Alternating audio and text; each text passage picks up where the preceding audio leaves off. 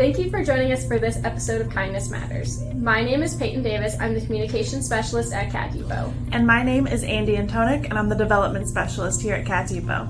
Cat Depot is your resource for rescue, adoption, and education. Kindness Matters is a show that explores animal kindness through humane education and meets some of the animal welfare experts in our community. For more information on how you too can make Kindness Matters, please visit us on our website, catdepot.org. In this episode of Kindness Matters, we are going to talk about hurricanes and how you can prepare for your pet.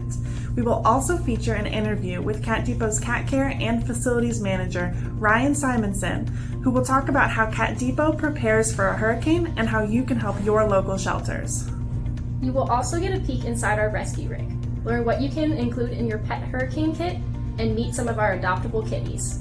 To start this episode off, we are going to introduce Angel, one of Cat Depot's current longest residents. Say hello to Angel. Angel arrived at Cat Depot in March after being transferred in from a local animal services. She is just under 5 years old and is ready for her forever home. Angel is looking for a very specific kind of home where she has space and gets pets on her own terms. Angel can experience petting-induced overstimulation, and she can quickly reach her threshold where a scratch or warning bite becomes imminent.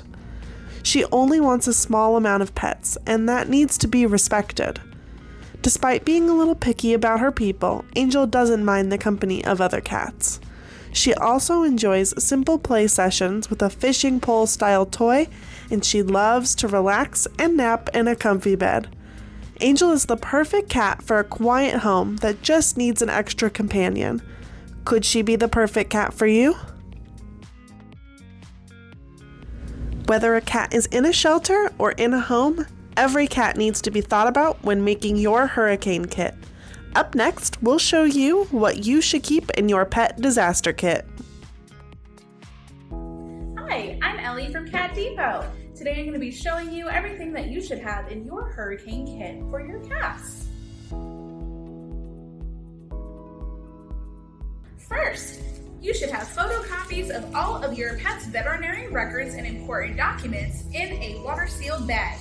That will include proof of your vaccinations, overall medical summary, rabies certification, any prescriptions for medications, and your most recent FIV and FELV test results.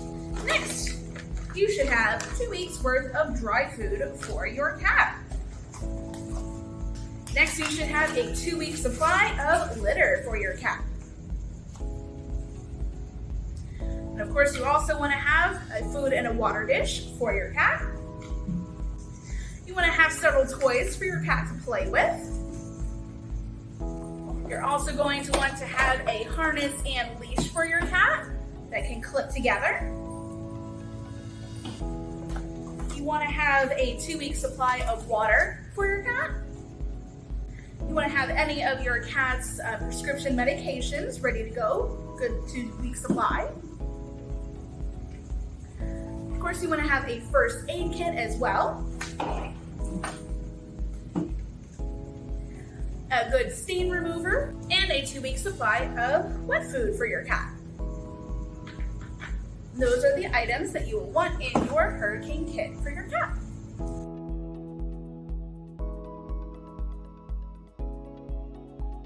It can be overwhelming trying to find everything for your cat's hurricane kit. The Cat Depot Supply and Gift Store can help. We have everything you can need, including carriers, food, and even pet first aid kits. Our staff and volunteers are happy to help you find everything you need. We are open 10 a.m. to 6 p.m. Monday through Sunday for your shopping pleasure. So stop by today. We've talked about how you can be better prepared for a hurricane. So now we'll discuss how Cat Depot prepares. Up next, we have an interview with Cat Depot's Cat Care and Facilities Manager, Ryan Simonson. How are you today, Ryan? I'm doing well, Peyton. Thanks. Would you like to explain what you do as the Cat Care and Facilities Manager at Cat Depot? Yeah, so I manage a team that's responsible for the care, feeding, and behavioralization of, that's not a word, of the cats here at Cat Depot. We move them around the facility based on the needs of our shelter medical team as well as our adoptions team. And then when we're not working with the cats directly, we're responsible for the upkeep and maintenance of the facilities as well as the fleet vehicles. Great. So in this segment, we're going to talk about hurricanes. Can you tell us what Cat Depot does to prepare for a hurricane? Yeah, so I think the most important thing that we do is anticipate that the storms are likely and then make preparations well in advance, primarily, especially now with the shortages of available supplies. It's about long-term planning and investment in the food, the materials, cages, litter, so that when a storm hits, we're prepared to weather it out and we're not reacting, but we've been proactive in stockpiling what we need.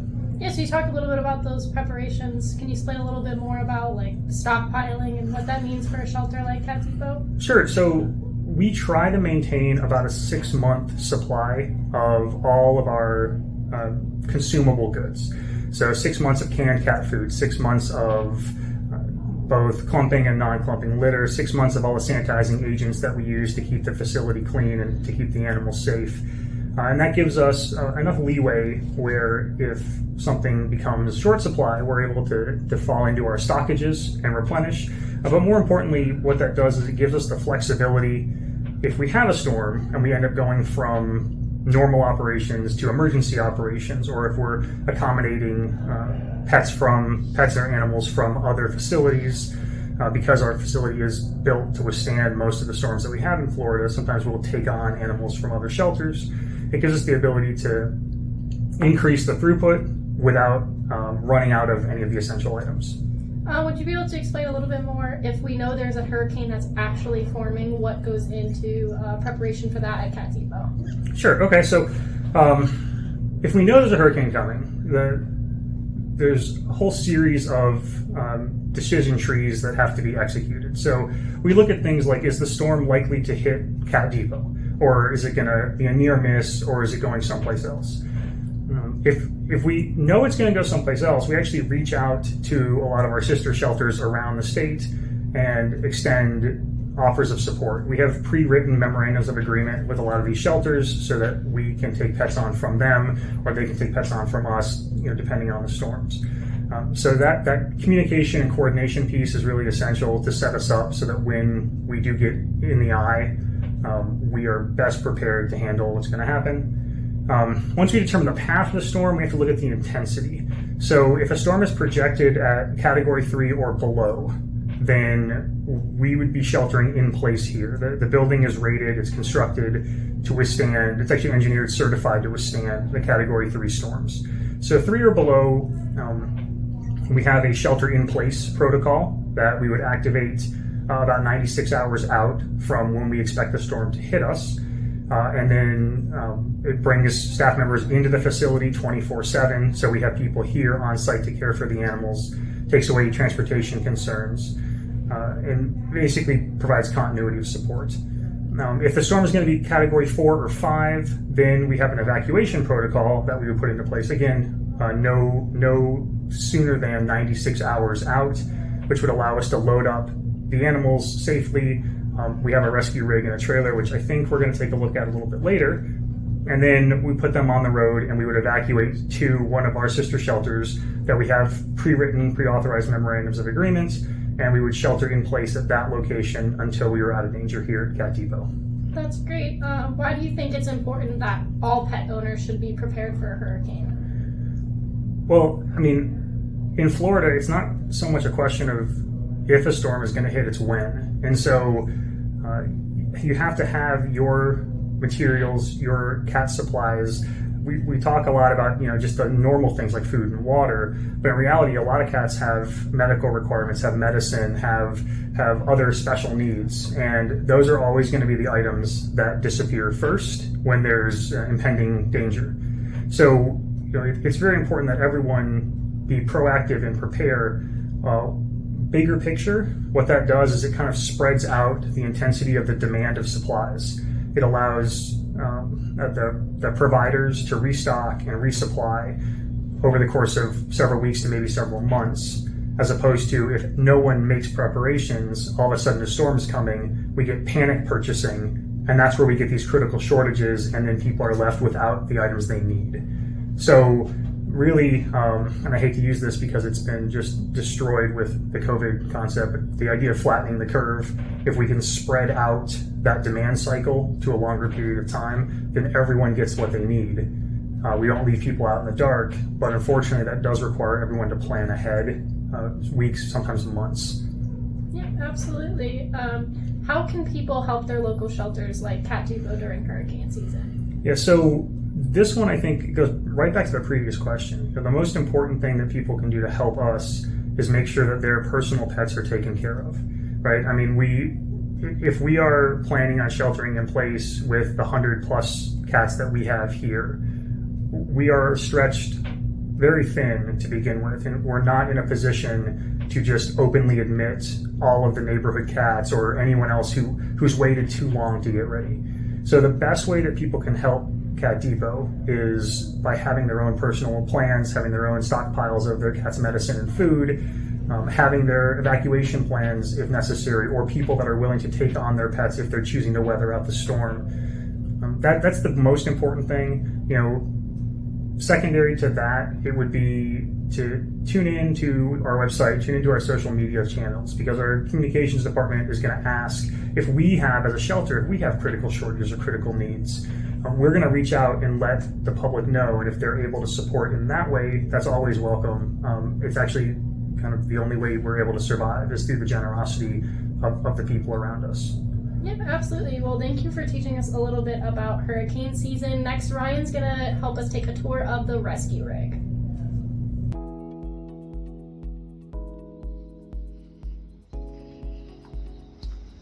Oh, hi, Andy. What brings you out here today? The rescue rig. Well, you're in luck because it's open. We were just getting stuff set up for this hurricane season. You want to step inside? I'll give you a quick tour. Sure. So everything is set up right now for transportation to an event. So you can see none of our additional carriers are put together yet, but they're all here and they're ready. We have tie-down straps for all of our cages to make sure all the little critters are safe here and there. We have the ability to house and safely transport about 140 animals between the installed cages, the temporary cages, which would be secured to the floor using a similar style retention system, and the tow vehicle, which will be the primary mover for this trailer. When it's under operation, we have dual in-ceiling air conditioning and lights to use inside to make sure the animals are kept at a safe temperature while we're traveling. Each one of these cages has built-in feeding and water doors, so we can actually fill up food and water bowls, put them right inside and close it. They attach to the side to make sure that the bowl doesn't tip over it while we're traveling. There's enough space inside after it's all put together to actually clear out a small area for our medical staff to do intakes, vaccines, SNAP combo tests, any other things that would be necessary if we were to pick up animals en route. A lot of times this is actually used for that purpose. So it's not just a hurricane evacuation trailer. It's also used to respond if we have a hoarding situation or a crisis case.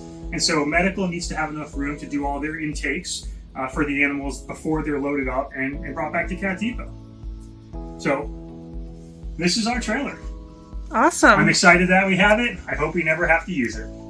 Thank you. Now that Ryan has talked to us about how Cat Depot prepares for a hurricane, we're going to give you a few tips on how you and your pet can be better prepared for this hurricane season. As Ellie mentioned earlier, you need to have a pet disaster kit to ensure your pet is just as prepared as you are. She showed many important items to remember when putting their kit together, including their carriers, food, water, and medicines. Make sure that your hurricane kit is kept in an easily accessible location. As Ryan mentioned in his interview, you don't want to be scrambling at the last moment for important resources.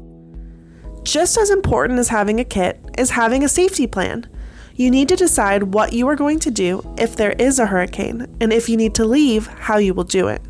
Your hurricane safety plan should be something you can initiate at a moment's notice, and you need to stick to it.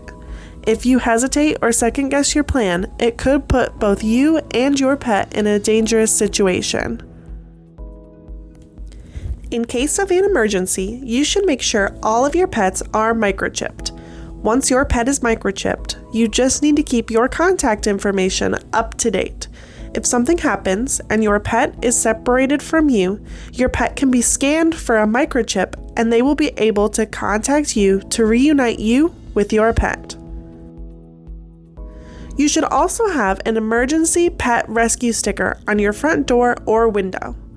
These stickers allow first responders to know what animals you have in case you are not home in an emergency. If you are not home when a hurricane hits, you want to make sure your pets have the best chance at being rescued. On a similar note, you should have a caregiver that can care for your pets in an emergency situation. Whether you are out of town when a disaster hits, or if you are unable to care for your animals, you want to make sure that they have a safe place to go. This will keep your pets from being stranded or ending up at a local shelter where resources will be limited. You should also keep your pet up to date on all vaccines. Due to the storm, more wild animals will be moving around and may appear in places they don't normally travel to. There is also a possibility that your pet could encounter bacteria from floodwaters. Your pet will also need to be up to date on vaccines in order to get into a pet-friendly shelter. That leads us to the next tip. You should always know where your closest pet-friendly hurricane shelter is. All of Sarasota County's general population evacuation centers are pet-friendly.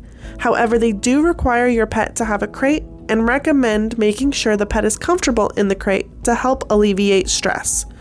While Manatee County has a lot of hurricane shelters, only a few are pet-friendly. We will display a list of the pet-friendly shelters in Sarasota and Manatee County now. Please make sure you note which shelter is closest to you and look at their requirements. The last tip we have today is to stay calm, not only for yourself, but also for your pet. Your pet relies on you and can notice the shift in your behavior if you are stressed or scared. If you remain calm, it will help your pet remain calm and make for an easier and less stressful hurricane season. Cat Depot has a lot of upcoming events that directly support our kitties.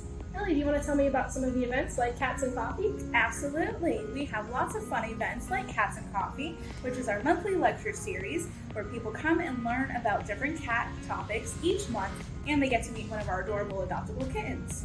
We also have yoga a couple times every month where people can do a relaxing yoga class and they get to meet a couple of our kitties. We also have our weekly Reading to Rescues program where a child and their parent can come and read to one of our pods of cats for half an hour. We offer that every Sunday morning.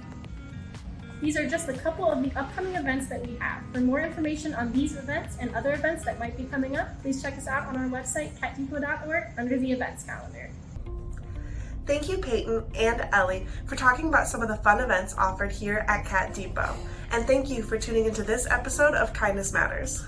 Hurricane season can be a very stressful time for people and their pets, and we hope this episode has helped you feel more prepared. If you are looking for more ways to be involved with Cat Depot, please visit us online at catdepot.org.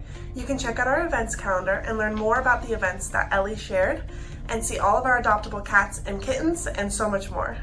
We are also always looking to add experienced fosters and volunteers to our team. So if you are interested, please give us a call at 941-366-2404.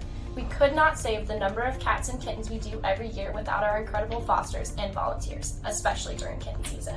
Kitten season is still happening, and even if you can't foster or adopt, there are still so many ways that you can help. I fostered Wally and Eve here, and they are very grateful for all of the donations we have received so far. We are always in need of Royal Canin mom and baby cat wet and dry food, along with so many other kitten supplies. You can see a list of supplies currently needed on our Amazon and Chewy wish lists. You can also donate directly to our website. Every $150 is another kitten we're able to save. Thank you for joining us for this episode of Kindness Matters. For more information on how you too can make Kindness Matters, please visit us on our website, catdepot.org.